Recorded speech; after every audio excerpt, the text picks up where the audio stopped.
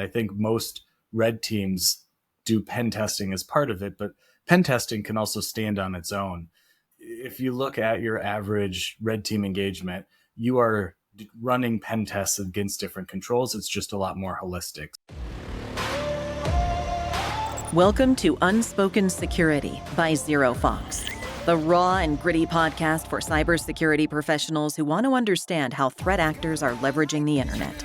In each episode, your host AJ Nash engages with various industry experts to dissect current trends, share practical insights, and address the blunt truths surrounding security. Ultimately, the lessons learned will enable security professionals to take an intel-driven, proactive approach to physical and cybersecurity that extends past the perimeter. Let's get started.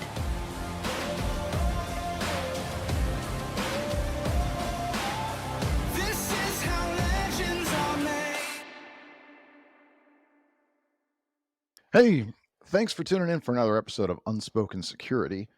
This is a really special episode. The first time we're going to have two guests on. And as a result, there was a lot of content, and this episode ran really long. Enough that we decided we didn't want to cut any of the content out. It's just too good. So we're actually splitting this into two episodes. So what you're going to hear here is first will be part one. And then, of course, we'll follow up with part two 2 weeks from now. So I just wanted to let you know going in, this is one of two. Thanks for being here. I think you're really going to enjoy the guest today. It's a great show. Looking forward to getting all your feedback and comments. Please make sure you're following and liking and all that stuff.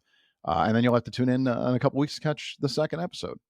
So without further ado, let's go into the show. Hello, and welcome to another episode of Unspoken Security, brought to you by ZeroFox, the only unified external cybersecurity platform. I'm your host, AJ Nash. For those who don't know me personally or are first-time listeners, I'm a traditional intelligence guy. I spent nearly 20 years in the intelligence community, both within the U.S. Air Force and then as a defense contractor. Most of that time was spent at NSA.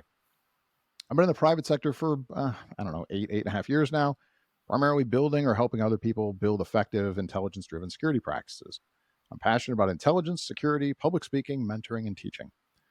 I'm also deeply committed to servant leadership, which is why I completed my master's degree in organizational leadership at Gonzaga University. Go Zags!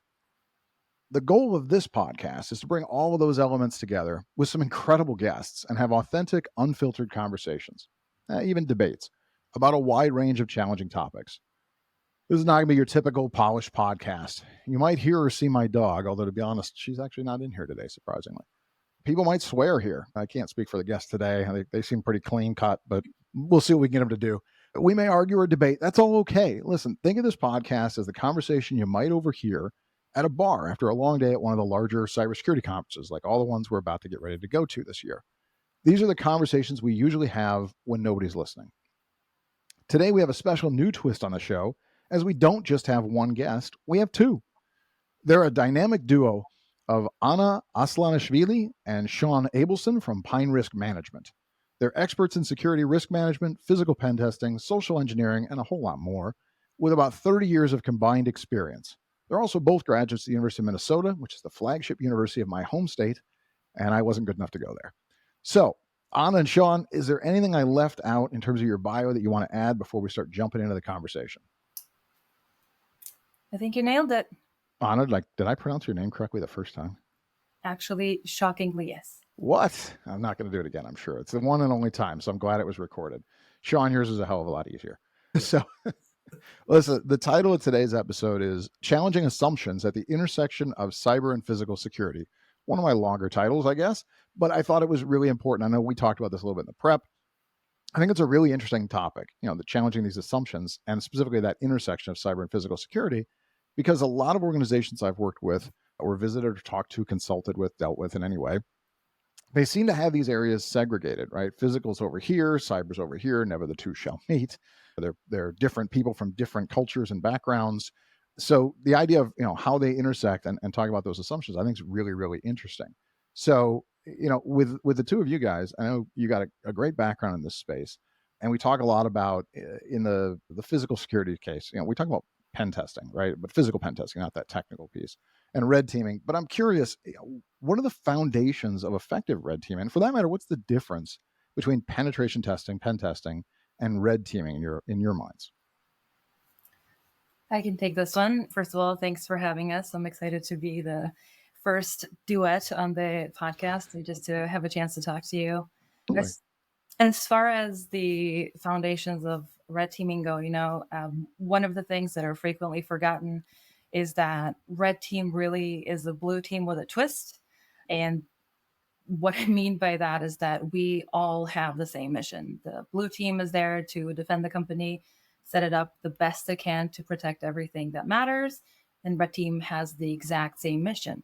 We just go about it a little bit differently, and people tend to get a little nervous about it, but that's pretty normal. We come in with an adversarial hat, and that's what sets us apart. And so what I mean by that really is that instead of focusing on one particular aspect of testing a particular control or focusing on access controls or surveillance systems or something else, we are standing in the shoes of an adversary and trying to picture from their perspective, why are they targeting this place, how would they go about it, and then from our realistic perspective, then we try to apply what we know about this adversary and see if the organization's defenses hold up against that. So whereas our tactics are different, our mission is very much the same, and that's to protect the company. And so, as we're increasingly facing off with more creative and more capable adversary, I'm obviously biased, but a red team tends to be the best security team that helps stay ahead of that adversarial tactic. What did I miss out? That's really interesting. Shawn, what do you want to add, man?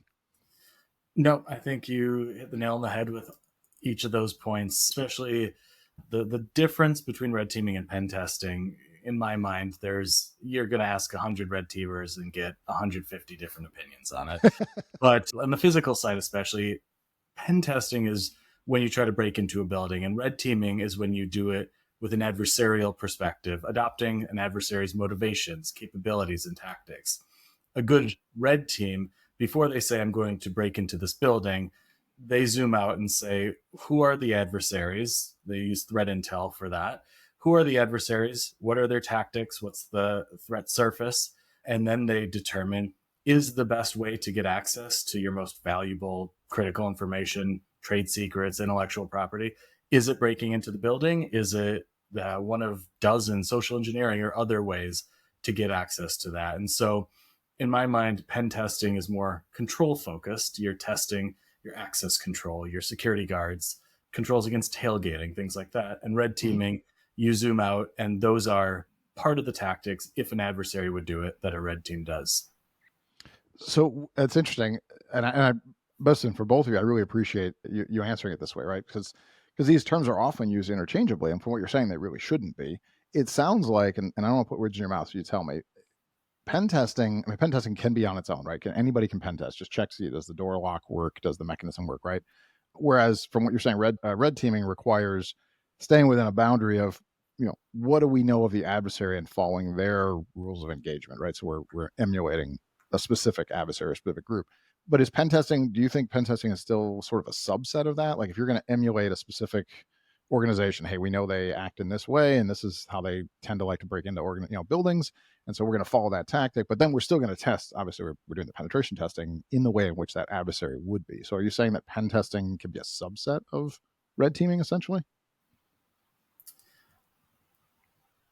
I would be hard pressed to say that necessarily. I think it is very related. I think most red teams do pen testing as part of it, but pen testing can also stand on its own. If you look at your average red team engagement, you are running pen tests against different controls. It's just a lot more holistic. So from a scoping perspective, pen tests are very narrow, not very narrowly scoped, but pretty scoped in. And a red team, your scope is what would an adversary do, and how can we emulate that fairly, realistically, and ethically against an organization. And so, yes, I guess I will agree that pen testing is a subset, but it also has the ability to absolutely stand on its own. There's pen testing teams, there's red teams, and they tend to be kind of separate approaches to doing the same thing, which is testing whether the security controls actually work the way people think they do, challenging assumptions, and then helping the blue team fix any gaps they find, or equally as important, helping validate the controls that are in place to confirm that they are in fact working. It's not Okay. only about uncovering weaknesses, it's also about assuring that things work as expected. I Okay. think the So it biggest sounds thing like you is could, oh, go ahead, Anna. I'm sorry. Go ahead. the biggest thing in my mind is that there's a time and a place for each. And so whereas they're not, mutually interchangeable, they're both very effective tactics. It just depends on what you're trying to get out of the assessment. If it's specific information and performance data on one control or a subset of controls, then one of these solutions might be better for you than just doing a holistic assessment, because it really depends on the readiness of your organization too. Got it. Okay. That makes sense, right? I mean, it sounds like within red teaming, pen testing may or almost always will exist. It sounds like at some point you can do pen testing without red teaming, though. You can simply just be doing penetration testing, which makes sense, right? And they're cousins, they're related. They're not always together. They're certainly not interchangeable from what you're saying. And that red teaming seems to require a different, I won't say more because I don't want to insult pen testers, but a different kind of research, at least, because you're saying it's framed in trying to emulate an adversary. And Shawn, I think you mentioned, that there's a connection here to threat intel, and obviously that's going to get my attention because that's my background, right? Is intel. So let's talk a little bit about how that fits together, right? So how do you guys use intel when you're building up your plans, your intentions for red teaming? For working on your whole background and your whole research for doing a red team exercise against a client's facilities or people, or however you want to set that up. Yeah, excellent question. So for pen testing, like you just said, I would pen test before I red team, in terms of you are testing the controls. And then when you get to red teaming, it's more involved. It takes more time, it takes more money, it takes more effort. And a lot of that is because of the adversarial component. And in order to be effective at that, it involves and ends with useful threat intelligence. And so a red team, when they're prioritizing what they're going to do, what the attack looks like, the attack vector, the attack surface, the threat actor, all of those should come from threat intel for the organization. I use, during the course of an assessment, threat intel 4 times at least. So prioritizing who the adversary is, if you're trying to determine the most likely and impactful adversary. The second is using threat intel to determine what are the tactics, what are the likely tactics, what capabilities have they shown in the past, and what do you suspect them capable of? And that is what you're emulating. You're not going into a free-for-all where you have to get in at any costs. You want to know, will this person who I know is targeting my organization, will they be able to get in based on what we know about them and what they're good at?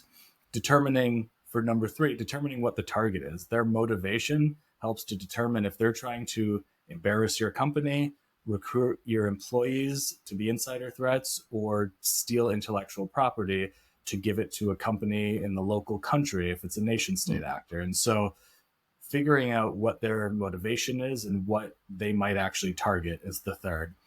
And the fourth is really just tactics. It's the tactics of threat intel, but it's turned against your own company. And that's where you get some fun perspectives. You take all the intel gathering, reconnaissance, surveillance, scans, whatever goes into really good threat intel, and you did a good episode on intel requirements and all of that, and you turn it against the company that you are trying to protect, because you want to see that company through the eyes of your adversary. You want to see where the strengths appear to be, the deterrents. You want to see where the weaknesses might be, where they might target.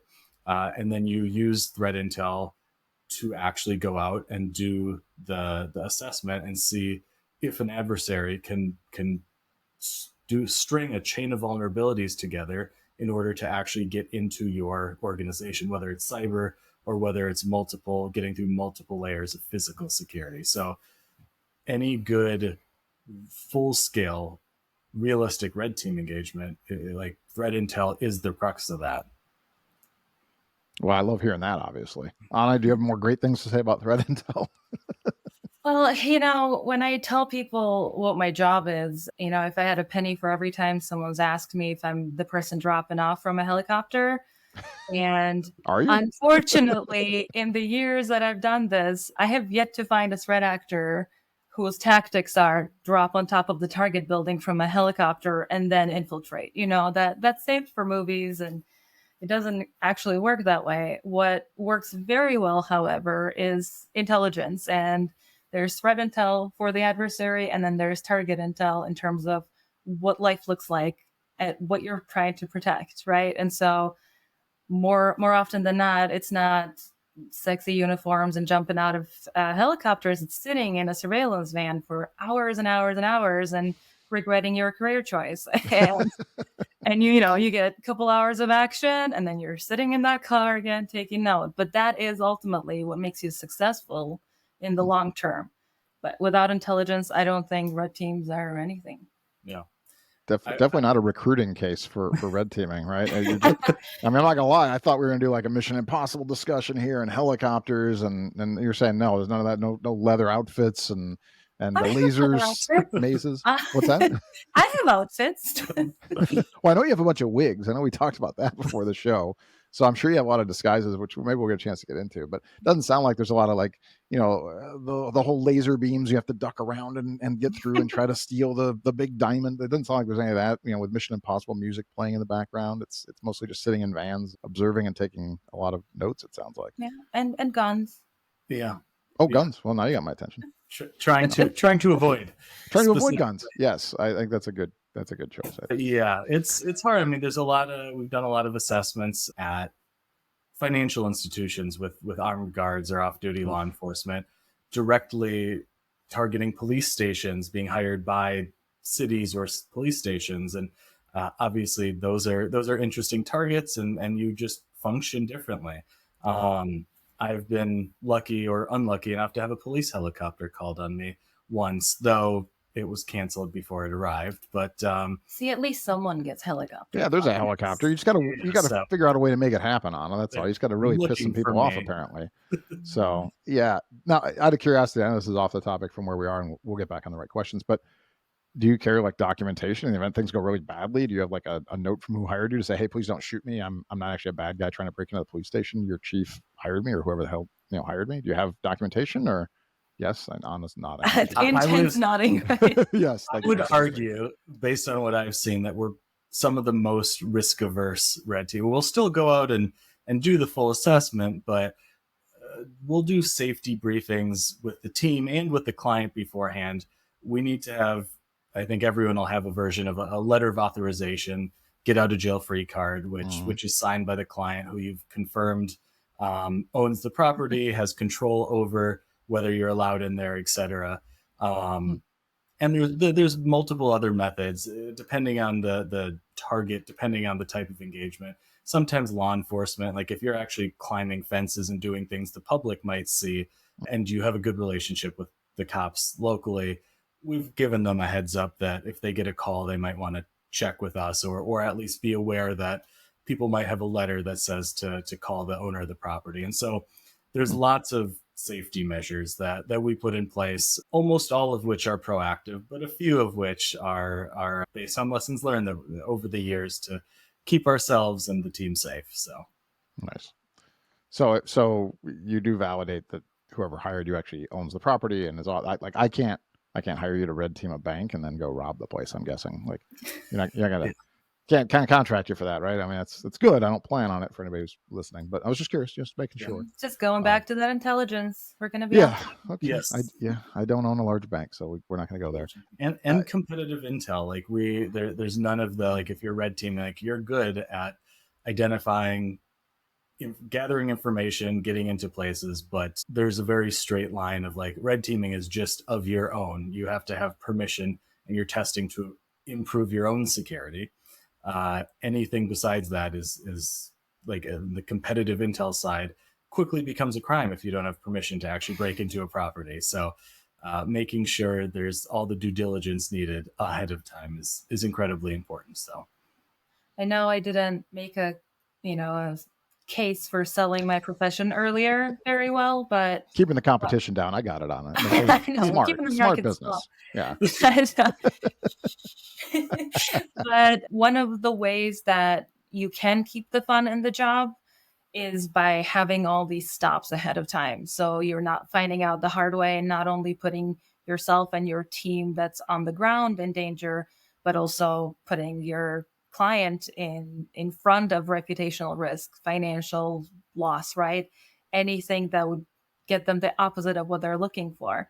And so just doing that mandatory, due diligence, if you will, ahead of time. And both of us have done it both ways and clearly have landed on a preferred way to run these things. It's what makes the exercise fun and also effective, and leads to the outcomes that we're hoping for. Not that we have preconceived notions about how these things will go, but no one getting shot is kind of a baseline that we start from.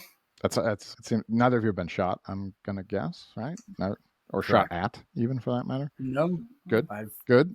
had Not- firearms pulled on me very early in my career, and there's lessons that you learn once, and that's one of them. It was safe and controlled and very quickly de-escalated, but there's multiple changes I've made since to make sure myself or anyone on my teams have never faced anything like that, because it's not a fun feeling. It's not fun when something that you've spent a lot of time controlling the boundaries of to make sure it doesn't go from 0 to 100, that someone doesn't see you breaking into a building and immediately go to kind of a full breach scenario where they need to pull weapons. And so that's definitely have not been shot or shot at, but I've been not too far from that, and I think most red teamers will agree that is way too far. So making sure there's a lot of scenario control, and that anyone that detects you is your best friend right off the bat. And that's part of social engineering. You want to turn that potential escalation into someone that actually takes you on a tour through the building, shows you the server room. We've done that. I've done that 50 times compared to the one time where there was no opportunity to de-escalate until we were confronted. So it really is important to focus on that, and I have, and I definitely try to make sure other red teams that we work with have opportunities to learn those lessons by like publishing stuff and getting it out there. You don't want anyone else to learn that the hard way. That's good advice. Obviously, I don't want to see anybody getting shot, so it's good to know that you have a lot of controls. Like you said, you've been doing this a long time, so I'm sure you mentioned de-escalating, you mentioned making them your friend. I mean, there's really interesting strategies. I mean, you got to have ice water in your veins, I'm sure, when somebody blows up your original plan, to be able to pivot very quickly to, oh, I'm glad you're here, hey, I need your help, and and turn it into a positive. I'm sure that's that's an art as much as a science, I imagine. I'm curious, a couple of things that came up as you guys were talking. One, you had mentioned earlier that red team is really kind of just the flip side of blue team. How does blue team feel about that, do you think? Like, is that an accepted norm? Do you have blue teams that are hostile towards red teams, that think poorly about red teams? Are they happy to hear that there's a red team exercise going on? Did they even find out in advance that there's red team exercises going on? Do they see you as the flip side of the coin and as teammates in this, or are there situations where that's not how it's perceived, or how it goes? I don't know that a universal answer exists to that. In ideal state, you have a relationship that you've built where that iteration that we have the same mission, we're on the same team, is something that isn't just lip service, and it's something that people actually know and trust and believe, because you've done it, over a certain amount of time, and you've built something better together. Doesn't always work that way, and it's easy for things like this to kind of start moving in different directions pretty quickly. But from the shoes of the blue team, they are always on a defensive, and there's so many things, right? There's so many fixes. They're physical, infosec, cyber, like all of these different requirements. They have bug fixes and vulnerabilities that they know about, pen tests happening all the time, right? And so to prioritize this work really has to take that one team mentality. But at the same time, an effective red team shows what matters, right? So if you're looking at a queue of 1,000 tasks, we are, if deployed correctly, a tool to prioritize those 1,000 tasks and maybe look at, higher criticality vulnerabilities, or look at some of the systemic things that if we fix this approach, or if we fix this overall kind of umbrella situation, vulnerability finding, whatever it is, then some of these will go away, or, reduce risk or become less risky, just because now the bigger issue is fixed. And so ideally, we work together, and that's when both of our teams can be most effective. I think at the same time, it's pretty easy to become defensive, and that really will 100% depend on the culture of the company and how failure is treated. Mhm. Because in our world, you know, we fail, we try again, we fail, we try again. The principle there and the moral is you don't fail the same way twice and you learn from it, right? And so we're huge on lessons learned. And that's what we do. That's what we've done with the teams that we've built and the programs that we've built. That's what we do in the company that we have started, because without those lessons learned, you're just doing the same scenario over and over again and kind of finding out, oh, well, here it's different and here it's like this. But if you do lessons learned that applies, then you can apply to greater kind of scope of problems and learn in different ways. And we want to share that knowledge. That being said, we are a very practical, hands-on, operationalized way to laser focus some of the work that the blue team does. Yeah, and we'd like to work together. Yeah.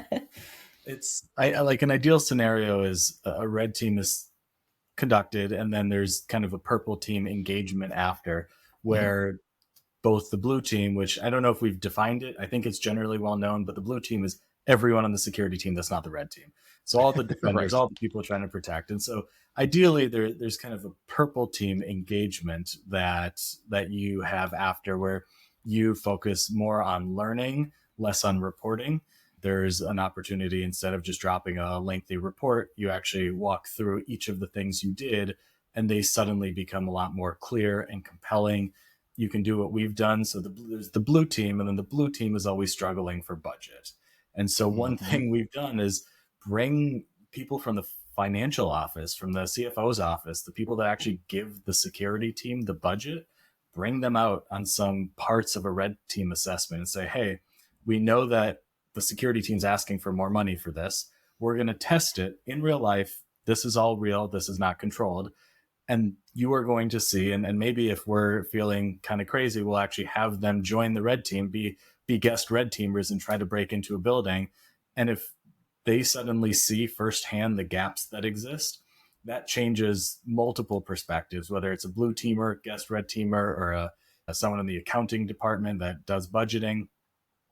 Either way, doing the purple team engagement, focusing on education, awareness, empowerment, and telling a compelling story about what the vulnerabilities are, those, instead of the adversarial approach, we like to say, like, we're not real adversaries, we just play one.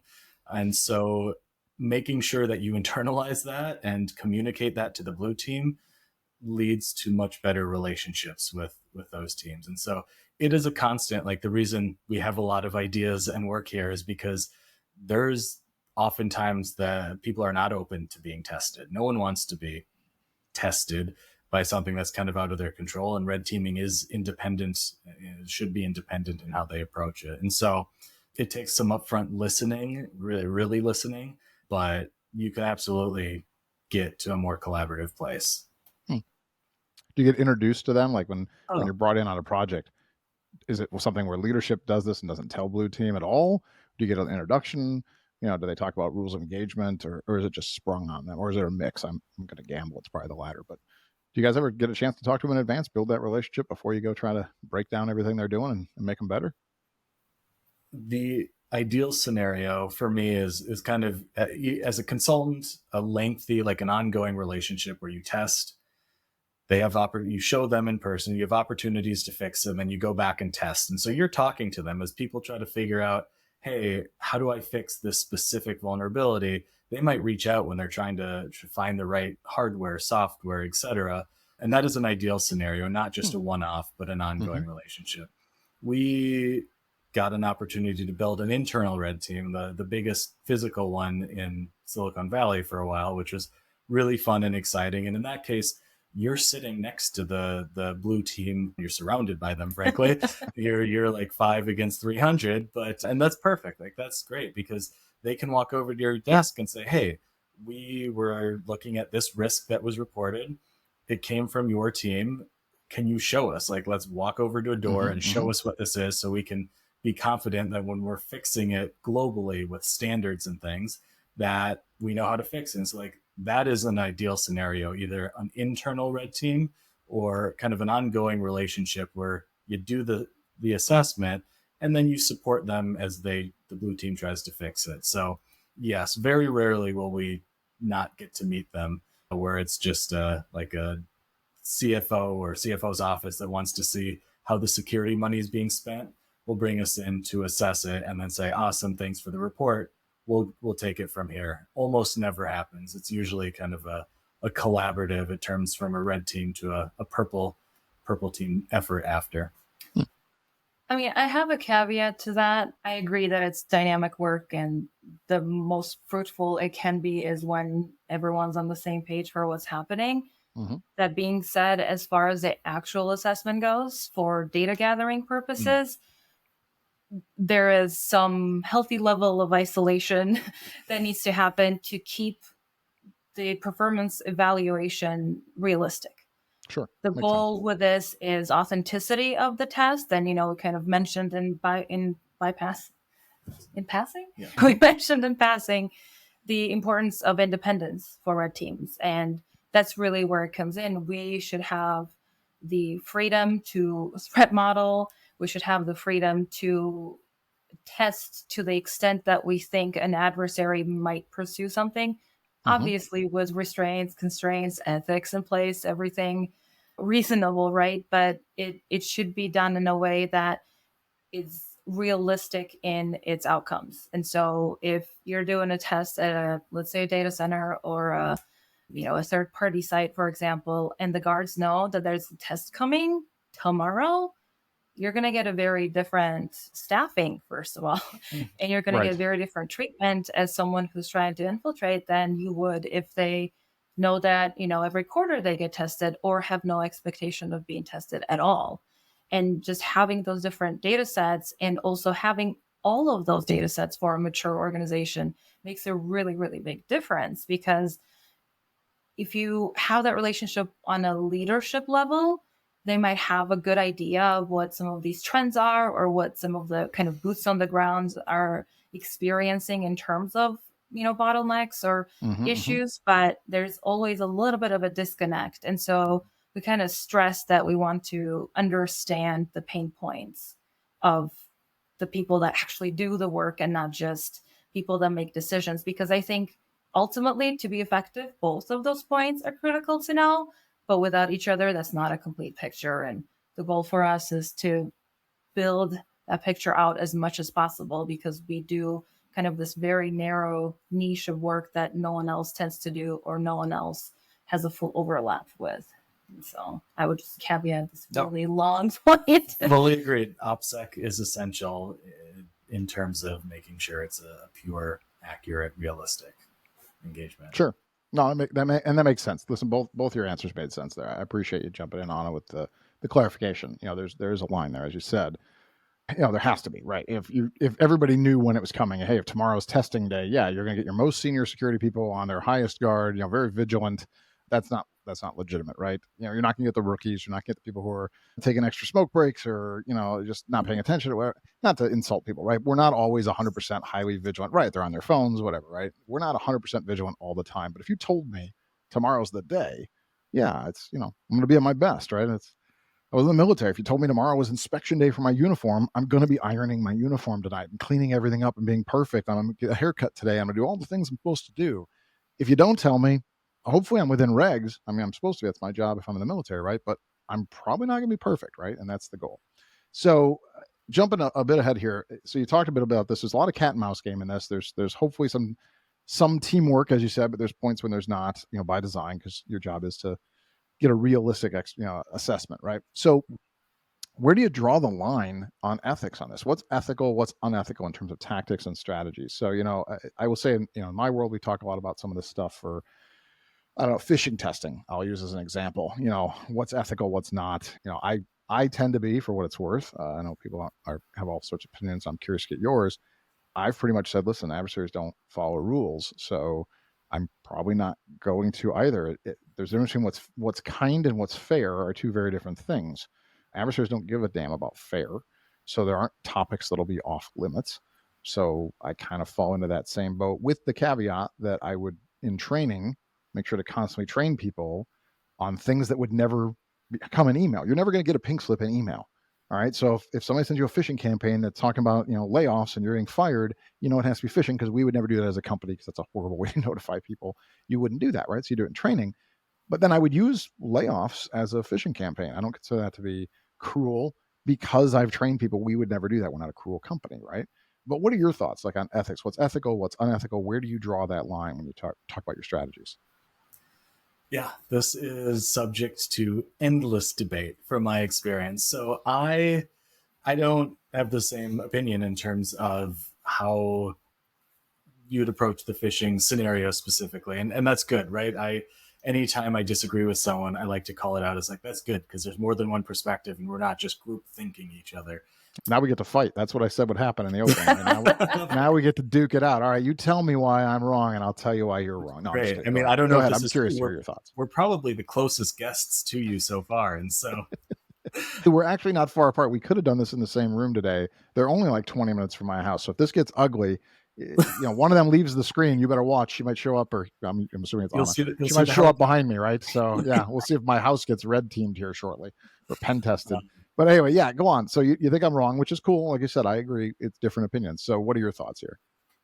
Yeah, I think if you want to, ultimately, what's the goal? The goal is that people are not clicking on links that you don't want them to. There may be a higher percent, like realistically, you can intuit what is going to happen. If you send out a what I would describe as cruel or whatever, like phishing attempt, where it's just, hey, your performance review is available, click here. People are going to be interested in that. And that is a good fish. And then when they click it, they probably have to do another training. And that training will show them examples of, hey, here are the more likely ones. We're not willing to send it to you because there's emotional things that come along with this, but bonuses, layoffs, some of the more critical ones. The people that are going to click on the, hey, you got laid off email are the same ones that are going to click on your performance review is available. And so you still get the same point. You still get to train them on that email. And so my thinking, and so I'll back up. I agree. Like, adversaries do not play by the same rules. They're often like inherently unethical, which is what makes them adversaries. Like, they'll use the money, ideology, coercion, ego, whatever it is, to get access to what they want to get access. And so my rule is, if you're doing something unethical or that makes someone feel horrible, then I am not being creative enough in terms of getting to my goals. You can always find a different way, right? The brutal way is often the easy way, from what I've experienced, at least on the physical side. I'm not talking about phishing as much anymore. Sure. I got it. But the brutal way is the easy way. And so there's usually ways to reach your goal without causing significant harm or discomfort, things that you have to walk back. So for me, like, every rule exists for a reason. So over the years, like, I've established the don'ts based on seeing other people do things or hearing horror stories. I'll say, like, from the phishing side especially, like, our goal is like a good relationship with the workforce as a security team is essential. And people that get a bonus and then don't get a bonus, think they get a bonus, and then suddenly they have to do extra training. That is the opposite of a bonus, is doing security awareness and compliance training. And I say that as someone that has helped make those trainings. And so having them on your team, listen to you, take you seriously, it feels counterproductive to me to isolate them in a way by sending those types of emails out, when you could convince them through less emotional, like less visceral type emails. And so on the physical side, my like don't do ever type rules are like, don't target specific individuals. Meaning, if you're hired, like, and they ask you to, like, hey, can you see if this person's vulnerable to this type? That's a no-go, right? That goes hand in hand with no political hit jobs. That and security, like, there's always turf and politics, budget, and a lot of things along those lines. And so any wind that you might catch of political hit jobs or targeting a person is a no-go. This is a big one for me, is don't get anyone fired.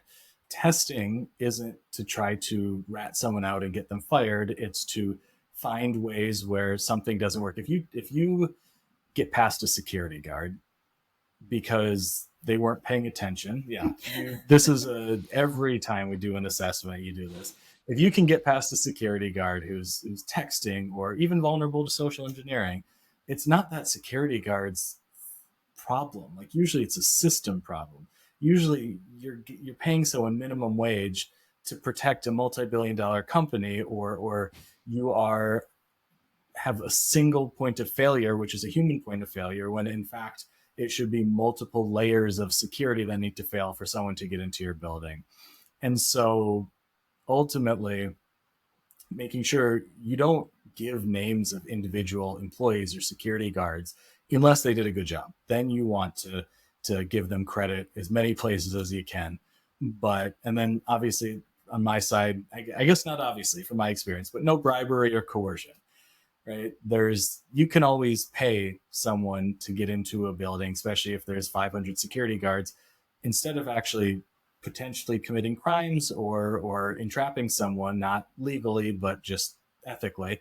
You can assume if you're getting paid minimum wage, you'll be able to spend a couple grand, part of what you got paid to red team, to get into the building very easily. And so to me, that feels lazy, and you're able to call that out and say, hey, this is something you could probably do because there's a single point of failure. But instead of paying them, I social engineered, or I tried several additional routes.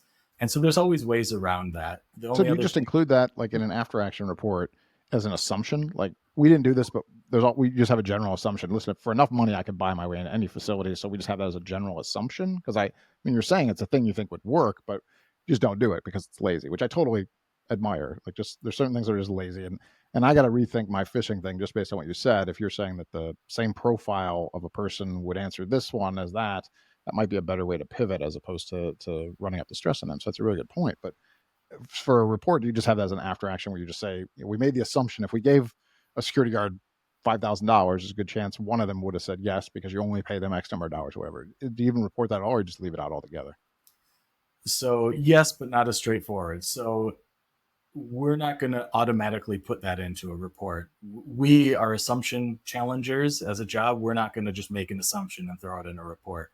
But if Anna is able to talk her way in relatively easily to a building, and that person doesn't have technical controls where they need to badge someone in order to get a guest badge, they need to put in certain reasons or get supervisor permission, etc.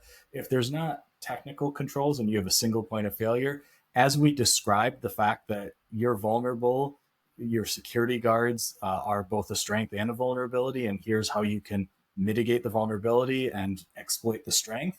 As we talk about the vulnerability, we'll call that out. We'll say this is not within our typical scope, but it is within, like, depending on the adversary. If some adversaries will do that, some will not.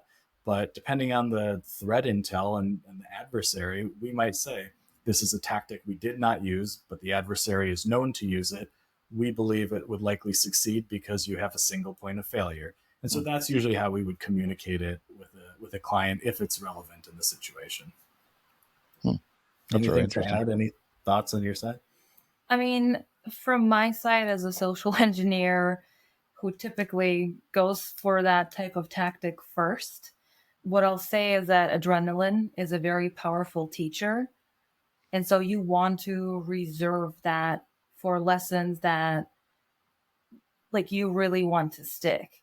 And the fact that your, company fooled you into something is probably less of a desired outcome than approaching it from a learning perspective for that person in a sort of like one-on-one situation, right? And so I kind of always joke about this, but I know the name of every receptionist and security guard that I've gotten past over the years because I always feel really, really, really bad.